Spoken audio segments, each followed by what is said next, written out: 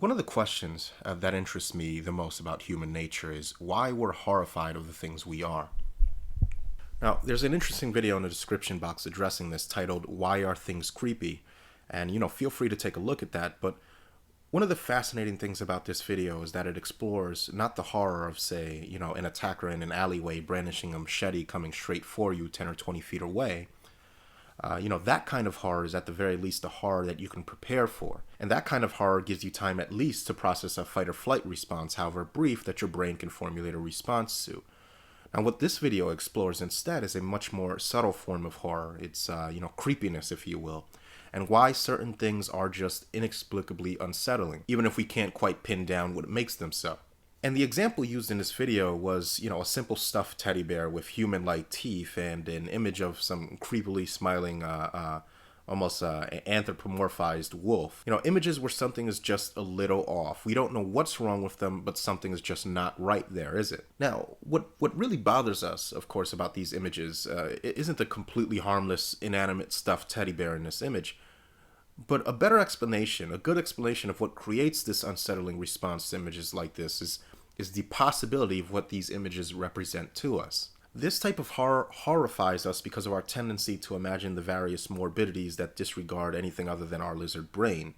This teddy bear scares us because it speaks to our deepest, most subconscious fears. It's irrational, but it's potent. It's our fear of horrific possibility. It's our horrific fear of the unknown. And when analyzing this kind of thing, I always think back to an episode of Netflix's Hemlock Grove, its original series, Hemlock Grove, which is kind of cheesy, and it's about, werewolves and vampires. And yeah, of course, that kind of stuff gets cheesy. But after the success of House of Cards, I figured, why not? I'll give it a shot. And, in the end, they do actually approach it from a more scientific manner than a lot of other shows dealing with like vampires and werewolves do, and it really wasn't that bad.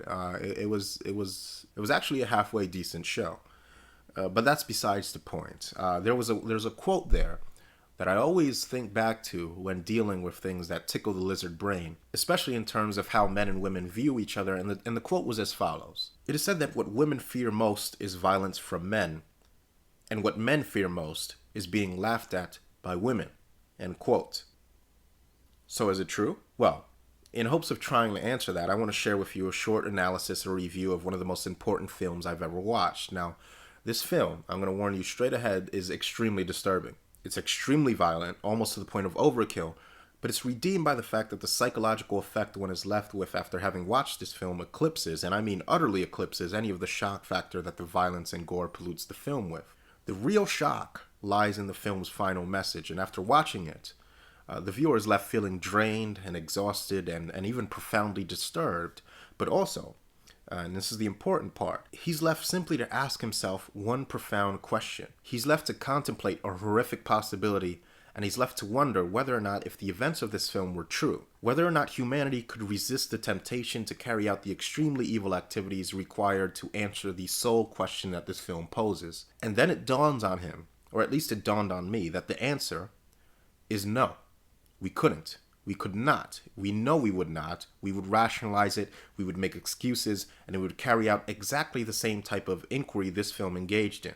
And the title of this film is called Martyrs, which was a French film released in 2009, I believe, and it's pretty hard to find these days. I had to download it from a torrent, but after watching it, I gladly spent the $20 for the DVD. Because apparently the iTunes store deems it appropriate to not allow US customers to buy from the French iTunes store. So I don't know how that works, but if you can find it on a torrent, I highly suggest you download it.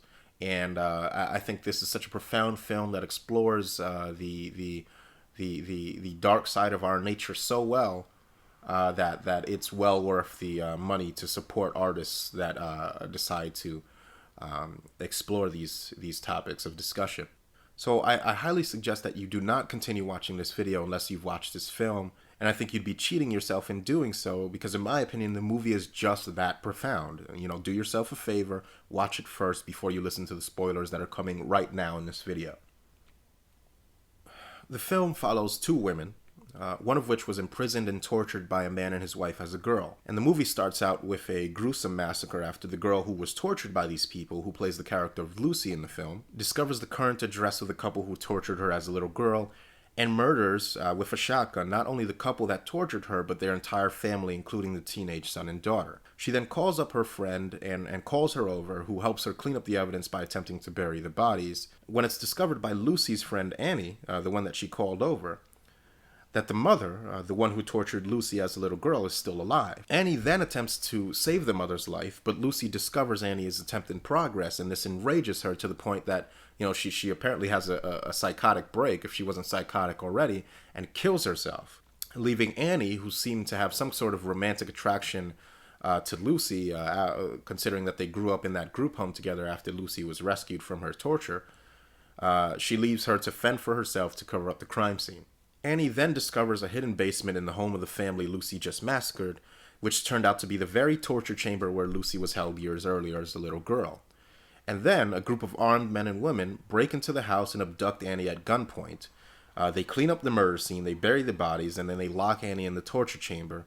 And it's then explained to her that certain people, most often young women, given they're subjected to extreme trauma to the point of near death, achieve a state of transcendence where they venture over to the hereafter, and that they were an organization dedicated to verifying through scientific experimentation whether or not life does in fact exist after death. Now what follows is a brutal sequence of extended torture scenes where Annie is slowly brought to this level of transcendence, which culminates in what, in my opinion, is probably the most disturbing scene in the history of the silver screen, where Annie is skinned alive, literally flayed of her skin while completely conscious. And this is the catalyst that indeed sends her over and gives her a glimpse of the other world that lies beyond.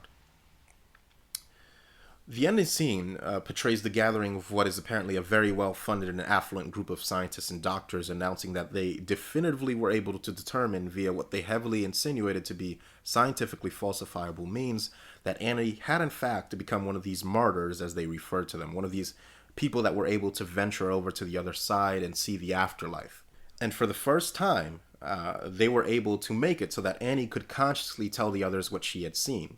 Then the matriarch of this group, she comes up to Annie and she asks her, "So then, have you seen the other world?" To which Annie nods her head yes and beckons closer to the woman and whispers in her ear what she saw so that only she could hear. And the woman is visibly disturbed by this, and the movie then ends with her going up to her room and committing suicide before she tells the others what Annie had seen, taking her secrets of what lies beyond death with her. Now, this is a fictional movie, of course. This video makes no claim as to the existence or non-existence of some sort of life or consciousness after physical death. But the question I pose to you is, could we, as a species, if we determined, hypothetically speaking, that it was possible, using only our powers of deduction, to determine whether or not there existed some form of conscious existence after death?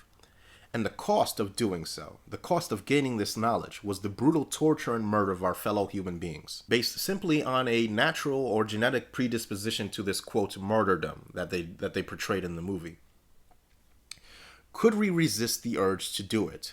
Could we resist the urge to know the answer to one of the most profound, fundamentally important questions that human beings have ever asked? Perhaps the most important question that human beings have ever asked. That is, what happens to us after we die? Now, most of you are thinking the same thing I thought when I asked myself this question. We'd love to say that we wouldn't do it, that we wouldn't torture and murder to know the answer, but we all know that we, not you or me, I'm not accusing any individual person of being capable of this, but we, as in our species, we would do it. We would torture and murder our own, without a shadow of a doubt, I believe, to answer such a profound question. And that, my friends, is truly horrific. It's horrific, isn't it? Remember that which terrifies us most isn't a direct threat, but horrific possibility. It's horrific possibility that terrifies us. Now, there's an interesting article in the description box that talks about the ethics of whether or not scientists should be allowed to use data compiled by the Nazis, who conducted horrible experiments on the Jews to see how long the human body could withstand ice-cold water before hypothermia set in. Now, We generally only have the accounts of accidental hypothermia victims and tests on animals to determine exactly when and how the body begins the process of hypothermia. But what the Nazis did was to take it a step further and, monitor their captives in a medical setting during the course of what can only be called highly, highly unethical criminal acts of premeditated medical experimentation leading up to murder by subjecting their prisoners to this. And the Nazis, there's a long history of this. They were damn near obsessed with this kind of stuff. They did all sorts of tests on the Jews and the various other peoples they deemed subhuman. We're talking about high altitude testing, dehydration testing, and a complete list of the type of tests they conducted is included below, just in case you're interested. Along with the question posed of how ethical is it to use medical data that can potentially save lives if that data is gathered during something as evil as the medical experiments conducted by the Nazis, which again, to be clear, were nothing short of criminal acts of premeditated murder and crimes against humanity. And, me bringing this up isn't the first time that this question has surfaced, and there was actually a 1988 article that I found. And this is kind of interesting, the question that they pose in this article. But the article's title is, quote, "Proposal to use data for Nazi death tests ignites new debate."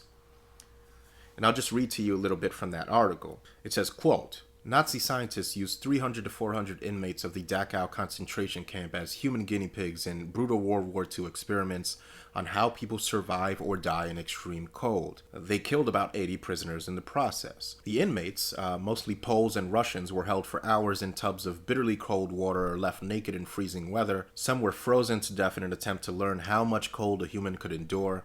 Others were brought near death, then subjected to hot baths and other warming techniques. These experiments have been universally condemned as immoral, but were they good science? Should medical knowledge drawn from them be used, and could using such knowledge encourage similar atrocities in the future?" Those questions are being posed by Professor Robert Pozos, a physiologist at the University of Minnesota at Duluth and a nationally known hypothermia expert, who has ignited a debate over the scientific value of the experiments and ethics of using knowledge gained from them. He says, quote, "If there is some information we could glean from the experiments and help people live, should we use that information?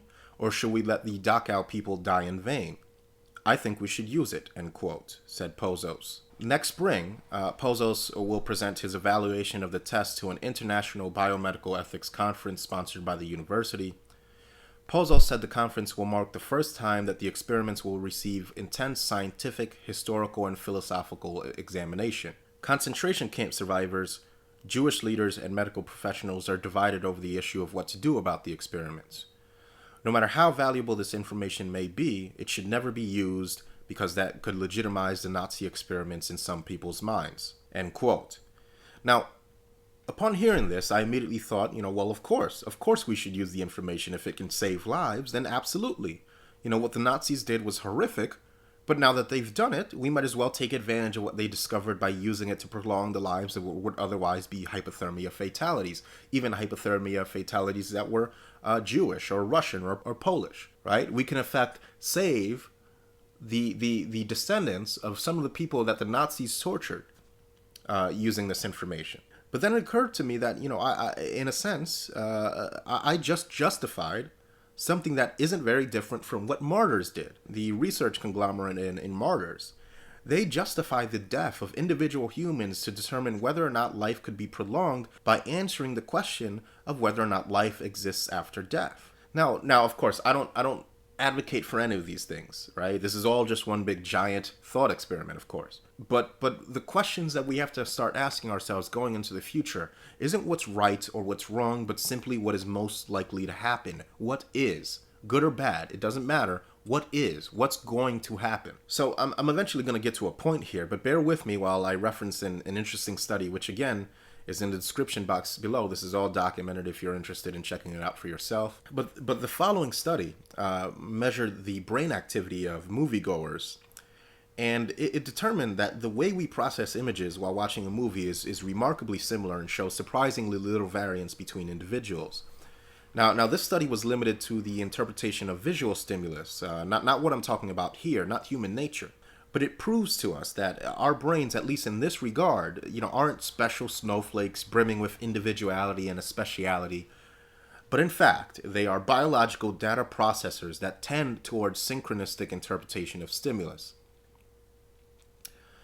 Now, let's ask ourselves the question of what would happen if we could do this same experiment, this same interpretation of brainwaves of mass populations, so that we could get an answer, and a definitive answer perhaps, of whether or not the psychology of the masses follows these same rigid thought patterns. And I think, in my opinion, that it most certainly does. And if it does, if we could achieve this level of sample size, if we could measure the brain activity of every American following, say, the 9/11 attacks on New York, what you would see, I believe, is, all of these people who think it's the most evil thing one can do to make presumptions and generalizations about groups of human beings, you would see them displaying these same rigid thought patterns, making these same generalizations that they chastise and scold others for. This would be lizard brain fight or flight responses. We would see very little variance between the brain waves of hundreds of millions of Americans when initially reacting to the shock of a stimulus on the scale of a 9/11 attack. Because I believe that the truth is that we don't have the control we think we have. There are times when the lizard brain will take over no matter what we do, and we would rather pretend that this isn't the case because we're horrified at the possibility of not having full control over ourselves. But the fact is, I think, that we don't. There's a reason that the term mass psychology exists, because very clearly, we've observed in our species two types of thought patterns. The thought patterns of the individual mind, and the thought patterns of the mass mind, the hive mind. And if you've ever been in a riot, or if you were here in New York, or essentially anywhere in America, or even the Western world immediately after 9/11, you'll understand the futility and even the dysfunctionality of the Don't Generalize Brigade, and how they try to influence the force of mass human psychology by proudly displaying their exceptionality to it, not realizing that they are participating in a form of mass human psychology themselves. The Don't Judge, the Don't Generalize Brigade, that's a form of mass human psychology in and of itself, and it's a natural reaction that human beings have. These little people are operating off of autopilot. It's an attempt to sway a tsunami by shooting a water hose at it in its opposite direction. It's fruitless. But again, back to our point, we fear horrific possibility, and I think this relates in a way to what I've talked about and what Stardust has talked about. This is what fuels our dependency on women. What is the horrific possibility that we fear as men? There are, of course, internal drives to protect and provide and reproduce with women that are biological, but how does this manifest consciously? All that takes place in the lizard brain. How does this manifest consciously? Men and women, being so different from each other in many respects, need to ask themselves, if they wish to further their understanding of our species as a whole, what are the innate fears of the human male and of the human female? And I'll attempt to address those of the male here in this video, or at least some of them. I believe that we have a fear, a deep-seated fear as men, that women do not love us in a way that we love them, that they do not care about us, and they do not see us as full human beings in the way that men define humanity. And I believe that this is why men are so intent on erecting a facade around those fears, a facade that is currently being wielded against men with devastating efficiency. And this is why I believe wholeheartedly not a single prevailing gynocentric cultural norm will shift until men understand that this is about how men and women view each other, until men start, and here's the evil word, generalizing women, until men start expecting this behavior from women, until men start treating women as though, unfortunately, they have to expect a certain level of predation from them, whether that predation is conscious or not. Things will not change until men start looking out for themselves and for themselves first and foremost, even if women are negatively impacted by doing so. Nothing's going to change until men realize that they are alone. Nothing will change. Your laws are impotent to stop this, and the men's movement is impotent to stop this until that occurs. Again, I mentioned that human beings are horrified more than anything else by horrific possibility. It's the what-ifs that bother us most, and the great horrific possibility that terrifies men is that women don't love us and almost never affirm and recognize our humanity. And that terrifies men down to their very core, and we will gladly endure any kind of objectification and humiliation to cover that up. There's a link in the description box about a place called Dementia Village. And this is a place where people with degenerative mental illnesses, schizophrenia, Alzheimer's, and the like This is a place where they're allowed to live life in a self-contained neighborhood, with supermarkets and chances for employment and all of the opportunities that a life in the real world would provide to them. The only problem is that there's a very real question of whether or not this is in fact an ethical way to treat these people, because the catch is that these patients have no idea that the world they live in, this dementia village, is completely fictional and isolated from the real world and therefore isolated from reality itself. The patients are under the illusion that they're living their lives in the general population, but are in fact isolated and in ignorance of the true nature of their reality. And so is it ethical to lie by omission to these people to make them believe they're leading full normal lives when in fact they're essentially unwitting participants in a social experiment designed to further our understandings of dementia? The interesting part of all this is that the patients in this dementia village on average report a greater quality of life and happiness and live longer than their counterparts that know they're being institutionalized. And upon hearing about this dementia village, my first instinct was, to pity these people. But then I started realizing that men at large are these people. Better yet, men at large are in a worse situation than these patients. And I reached that conclusion when I realized that given the artificial nature of Dementia Village, these patients probably still retain their own self-interest, and you'd probably have a hard time coaxing them to harm themselves for the benefit of others. Men live in a world where they can be readily coaxed to proudly go down on a sinking ship to their deaths for women that have never and will never care about them. We live in a world where men can and do repeatedly enter into the marriage contract knowing that it can rob them of their financial and emotional wealth, and they still choose to do it. And they still choose to sign up for bullshit wars where women don't have to.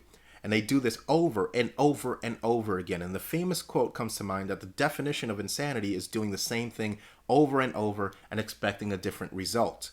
And this is when I realized just who really are the ones living in Dementia Village. It's men. It's us. We fear the horrific possibility of women viewing us more as tools than as human beings so much that we've erected our very own dementia village and taken up residence and stubbornly refused to get out, and now we don't even remember that there was a way out in the first place. We've talked about love before, and how it's not simply an unsubstantiated claim to say that the feeling of love is quite similar to the feelings of, insanity or schizophrenia.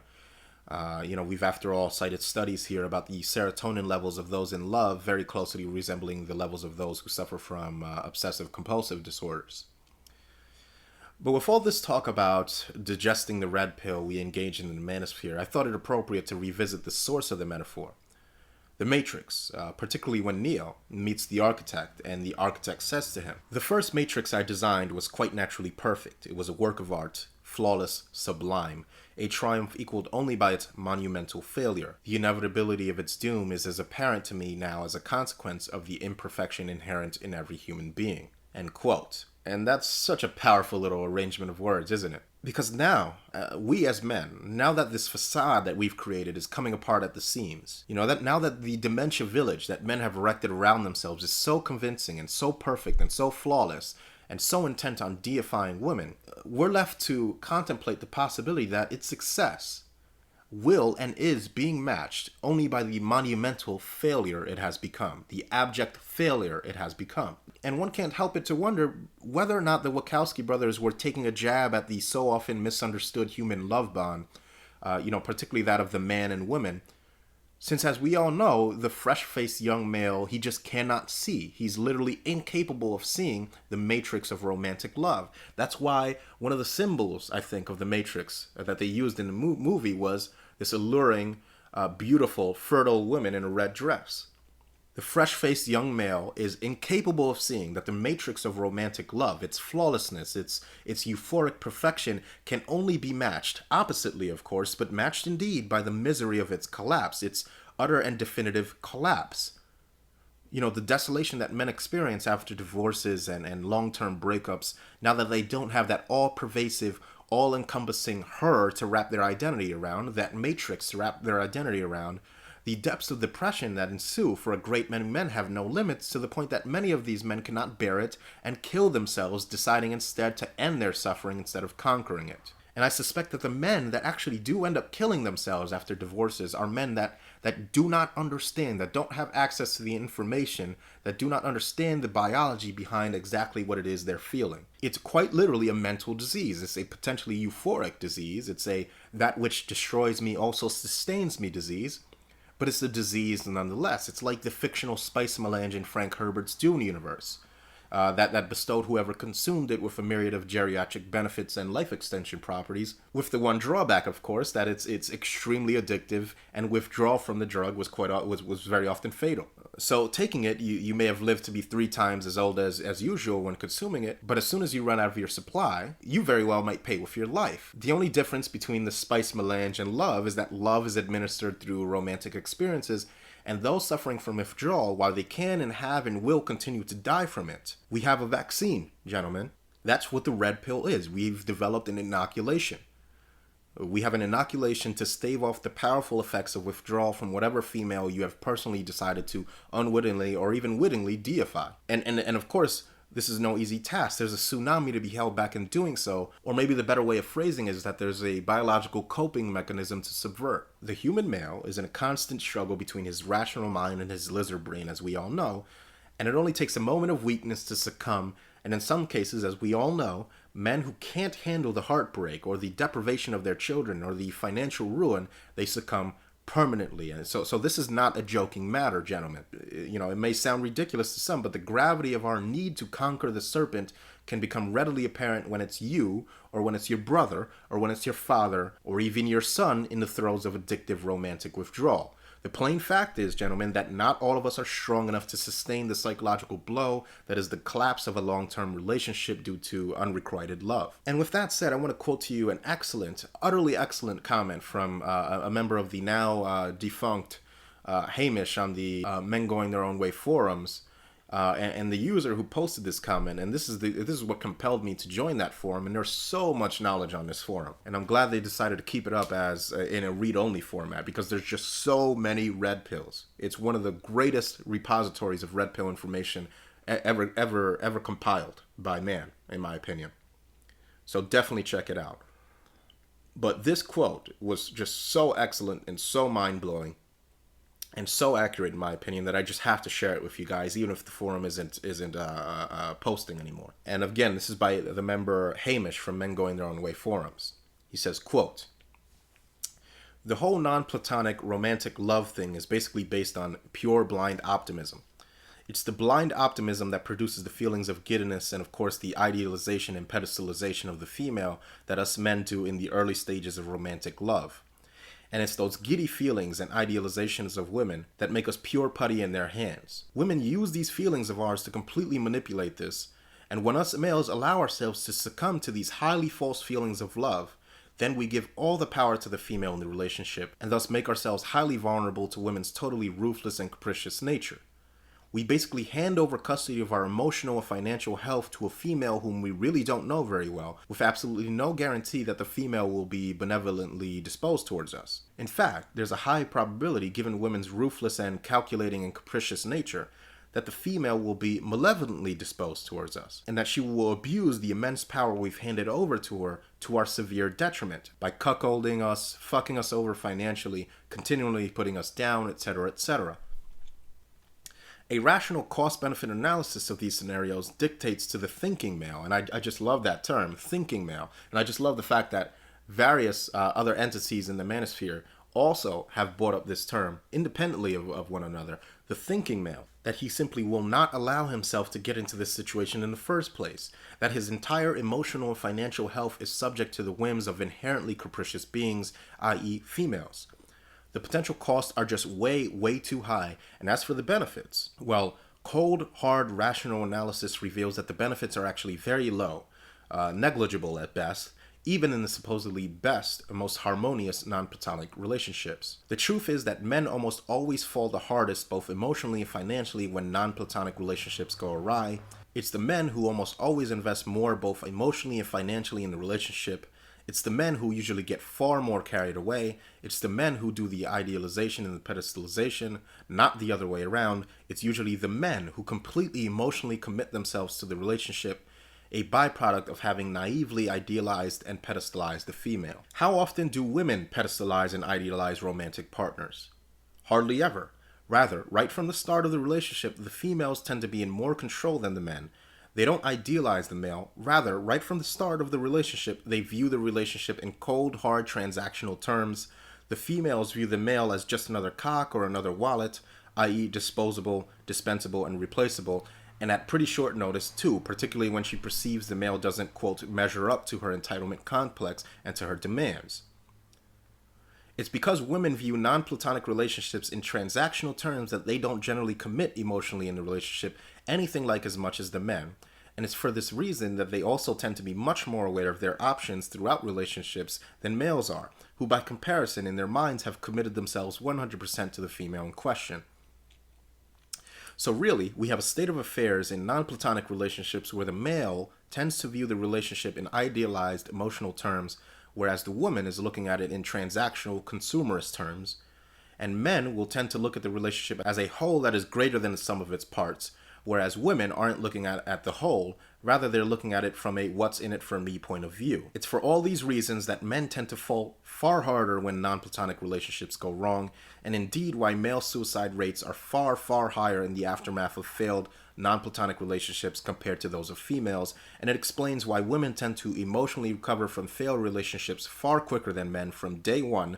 They never had idealized their partner or the relationship, and from day one they had only ever been in a relationship to see what they could get from a relationship on a selfish basis, end quote. And that, men, is what I mean by with the red pill we have developed an inoculation. That type of logic, that type of insight and wisdom is what will turn the tide eventually, if the tide is ever turned at all. I don't know if it's possible to turn it absent some cataclysm, and even then it still might not happen. But if it does, if it is turned, it's not going to be in the halls of Congress. It's going to be right here by men understanding wisdom like that. And with all that said, I want to ask you, I want to come back to a question that I've posed before in previous videos. And that question is, are we in a gender war? If you ask me, the answer is yes, and clearly. Now, perhaps gender war is too strong a word for some people. Perhaps it's off-putting, and perhaps it implies that when we say that a gender war is being waged, it's off-putting in the sense that it may induce the mental image of men and women consciously pitted against each other in some apocalyptic struggle. But it's very clear that if you're willing to look at it objectively, what we're experiencing is in fact a social and economic war between men, women, and the state, where quite frankly women in the state are dominating due to coinciding interests. I liken it not to a conscious struggle where either the state, men, and women are consciously or explicitly stating one or the other to be the enemy of either of these three parties, but to the relationship perhaps between a military commander and his soldiers, the mechanics of which are not explained by the contemporary position that the manosphere has chosen to adopt, of the harmonious sacred bond between men and women that those evil feminists were able to undo in, 6 short decades. It is defined instead in a power struggle, a mutual need, and a mutual exploitation. I've talked about this before. But going back to our example of the military commander. A competent military commander can expend tens of thousands of his soldiers' lives in one battle. He can consciously and knowingly send some of his soldiers to certain death, if it's for the greater good of winning the war or the battle, and the soldiers that survive will still fiercely obey him. That is, if he's viewed still as a competent leader. That's why the best military commanders obsessively study throughout history and up to present day the psychological and neurological effects of the documented phenomenon known as troop morale. Our entire Western society, in fact, top down, bottom up, whichever way you choose to assess it, is under a non-stop, robust propaganda campaign. And here in America, this propaganda campaign manifests itself as a, support the troops no matter how ass backward the war is kind of one-upsmanship, where people who don't understand the true meaning of patriotism compete for who can think up the most flattering and oppositely but equally disingenuous things to say to men in uniform. We say the fake, empty, Hallmark card-esque thank you for serving, and, I appreciate everything you do for our country, and so on and so forth. And it's all just a facade, of course. Because how many of these people are willing to welcome some, PTSD male homeless veteran into their home? Right? How many of these people want some homeless Iraq or Vietnam veteran camping out on their futon while he reintegrates back into society? All of this fake military worship, it's all for troop morale. It's all to show the current wave of young men offering up their bodies as weapons of war, that they're appreciated even though they're really not. I'm reminded of the scene from the movie Saving Private Ryan, where, the group tasked with finding Private Ryan is sifting through the dog tags of dead Allied soldiers looking to see if Private Ryan had in fact been killed in action. And while they're doing this, the soldier played by Giovanni Ribisi, one of my favorite actors, especially the movie Boiler Room. If you haven't seen that, check that out. But the soldier played by Giovanni Ribisi, he walks up to them and he frantically starts shoving the dog tags away, and he scolds the soldiers and he yells at them, that why are they doing this while the goddamn airborne is watching? And the scene then cuts to a bunch of, bruised and bloodied combat-weary rookies walking by. And it's a very powerful scene. And when I saw it, I had to ask myself, why? Why would he shield these soldiers from the reality of the situation? And yes, of course, this is a fictional scene, but if we're being honest, we know that in World War I and in Iraq and in World War II and really all wars that have ever elapsed in any large number, this little scene has played out in one form or another. The battle-hardened veteran trying to shield the rookies from the true nature of warfare. It's the glorification of war. It's the obfuscation of the reality of war. And you gotta ask yourself, why would he hide the size and scope of the military casualties and deaths these soldiers were walking into? Because surely when they're no longer green and they lose friends to bullets and bombs on the front lines, maybe right in front of them, while they're watching, the gravity of their situation was gonna sink in real quick. So why hide that reality from them? Why not warn them? Well, for the same reason that it was illegal for so long to film the flag-draped coffins of Americans killed in action returning from Iraq. It's troop morale. It's unit cohesion. This is why things like Don't Ask, Don't Tell came into existence. And I disagree with this, but this is why it came into existence. It was thought at the time that allowing members of the military to be openly gay could affect unit cohesion, which really is just a euphemism for troop morale. The legend goes that Montezuma was stoned to death by his own people for collaborating with the Spanish, and that upon successfully launching a military campaign against Rome and finding himself poised on an escape to his Thracian homeland, Spartacus was vetoed by his own troops and basically coaxed by the men who fought for him to return to Rome and his eventual demise. There is a symbiotic, mutually exploitative relationship between military commander and his soldiers. And the mass psychology of poor troop morale triggers desertion sometimes on a massive scale, which is why Joseph Stalin ordered his soldiers to kill deserters on sight, and American arrests for desertion during World War II exceeded 40,000. The right isolated act of breakdown in unit cohesion can lead to a catastrophic breakdown in troop morale and cause soldiers to go AWOL on a massive scale. And the whole point of me addressing this is that, again, I compare the current state of affairs between men and women to be a gender war in the sense that women are mercenary soldiers. They're willing to fight for whoever seems to be the most capable leader, whoever they think is going to give them the spoils of war. And men are their own separate army, and so is the state. And the state has been launching attack after attack on men, successfully acquiring our own war supplies through their taxation, and women, by and large, provide the votes necessary for the state to leverage this taxation. Now, the men could theoretically push back the state, but they have it in their heads that women are, incapable of fighting as mercenaries for the state because they believe men and women have some special bond when all they really have is a mutual exploitation of intraspecies reproductive competition. Their loyalty, women's loyalty, lies with men so long as they can benefit from it, much like a military only trusts their commander as long as they think he will lead them to victory, and will turn on him the moment they feel he's no longer competent in doing so. And so men, they refuse to fight women who are acting in service to the state by and large. Now, is this a conviction of any one individual woman? Absolutely not. But we are in a state of warfare here, and unfortunately, most women are just not on our side. I wish this wasn't the case, but they either passively acquiesce or actively act against us in the vast majority of cases, and frankly, the only way they're going to learn is if men show them that they aren't going to take it anymore. That's going to take men on the streets demanding that we do something about the state of homelessness in our country.